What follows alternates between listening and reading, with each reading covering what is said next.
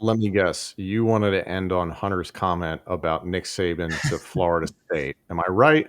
Yeah. So, like, now I will say Hunter drinks a lot. And so I will say, and that's not even a joke. Like, he really does.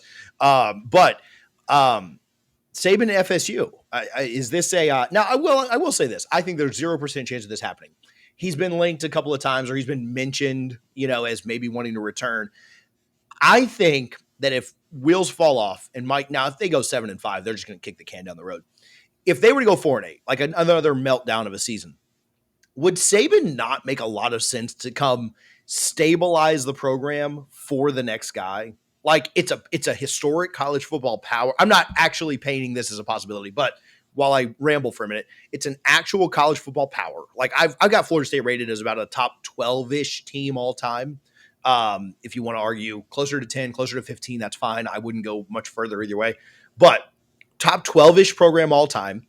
You're coming in to stabilize a program, not to like, you're not necessarily competing for titles, although with the portal and recruiting, like you can turn things around quickly, but you're coming in to try and fix something and be that transition coach, be that what they thought Mac Brown would be what they think Belichick will be, whatever. Is there any value in that for Saban's side? I don't know. For FSU's side, I think there's a ton. Like, I think, yeah, if you're Florida State, you would do that in a heartbeat to try and set the program right. And you'd probably, with Saban coming in, you'd probably in year one or two name the next head coach in waiting, and he would take over a year or two after that. Now, I don't know if it makes any sense for Saban to do that. I think if you're coming back, you want to win titles. For FSU, it would make all the sense in the world to bring a guy like that in. So, a couple of things. There was the point of, hey, is this just a story out there that Jimmy Sexton, his agent, put out there to try and leverage a better deal with ESPN going forward? Entirely Probably. possible. There's been the consistent conversation of there should be a commissioner of college football. Nick Saban's name often comes up. But let's go back to the reasons why he has said publicly that he has left coaching is because of the direction of the sport, because of the money element, and that he believes it's very transactional. He's talked about his conversations with his wife, Miss Terry, and that more often than not, when they're hosting families, they're asking how much as opposed to what can my son accomplish at your university? What's the pro potential? What is the education? All these things that matter to, I'll say, old school coaches. And I've heard James Franklin refer to it as transformational as opposed to transactional. There's probably a stronger chance Nick Saban goes to a service academy school than he does an actual school that's in like the Big Ten, the SEC, the Big 12, the ACC, that is like, we're fighting for dollars and recruits and championships and all that stuff. It seems like, at least from what you understand from a 30,000-foot view, is that Nick Saban cares about molding the lives of young people, coaching and teaching the sport of football.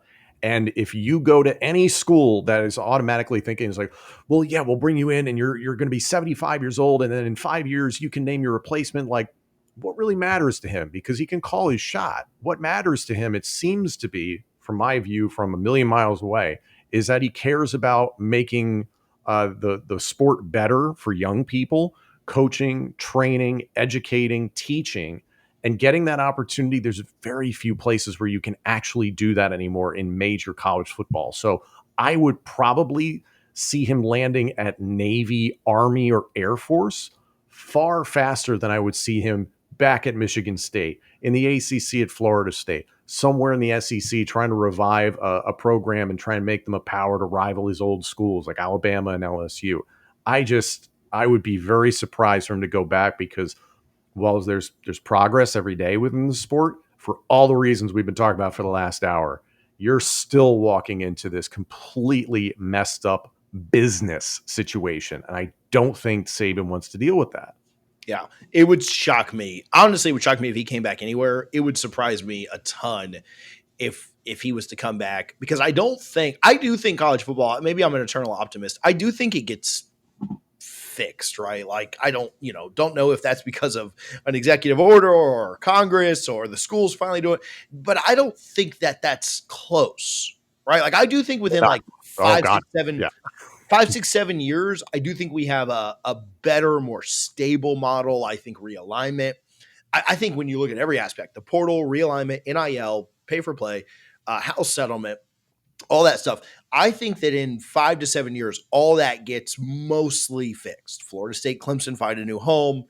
North Carolina, maybe Miami, things like that. The Big 12, the ACC has a new look. The Big 10 and the SEC have agreed to a playoff format. The SEC has probably gone to 9 games. There is a Big 10 SEC scheduling agreement. We know how the College Football Playoff Committee works. The portal gets fit, all that stuff.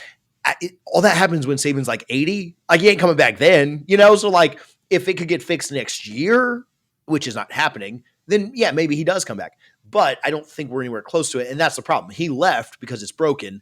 It's not getting fixed anytime soon. And, but again, I still think it makes all the sense in the world for Florida State. I think it makes no sense at all for Nick Saban. It would make a lot of sense for a lot of these, a lot of programs that are in a similar situation to Florida State. They're not the only one, but they may be the largest brand that you can kind of think of that could use that kind of influx of, I don't know, just good coaching. If I was to place a bet today, he's back at ESPN. Yeah, that's what makes the most sense. But Hunter, just we're praying for you, man. We hope it happens. I mean, I hope it happens for me too. So let's roll.